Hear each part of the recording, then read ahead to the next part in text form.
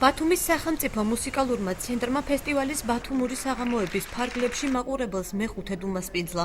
საღამოების ფარგლებში დღეს ენვერ ხაბაძისადმი მიზღვნილი ლიკა არუშიძის წიგნი ალბომის პრეზენტაცია გაიმართა. ასევე ფესტივალის სტუმრებმა დღეს ნინელი გოგიდიძის ფილმი ენვერ ხაბაძე ცეკვის ჩადოქარი პირველად იხილეს.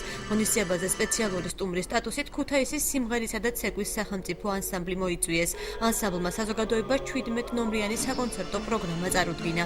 ორგანიზატორების განცხადებით დღევანდელი საღამო სრულად ფოლკლორს დაეთმო, თუმცა 26 თებერვალს ცენტრი კლასიკური მუსიკის მოყვარულებს სიმფონიური ორკესტრის, საოპერო სტუდიის სოლისტებითა და ცნობილი დირიჟორების მონაწილეობით გრანდიოზულ პროგრამას უმზადებს. გაიმართა აკადემიური ფოლკლორის მუსიკის კონცერტი, სადაც მონაწილეობა მიიღო ქუთაისის სიმღერისა და ცეკვის ანსამბლი. ისინი საპატიო სტუმრის რანგში ჩამობრძანდნენ დღეს ფესტივალზე. მათში როგორც საცეკვაო ნომრები, ასევე სასიმღერო ნომრები შეასრულეს. ასევე დაიგეგმა და დღეს განხორციელდა წიგნი ალბომის პრეზენტაცია, რომელიც უშუალოდ ენვერ ხაბაძეს ეძღვნება.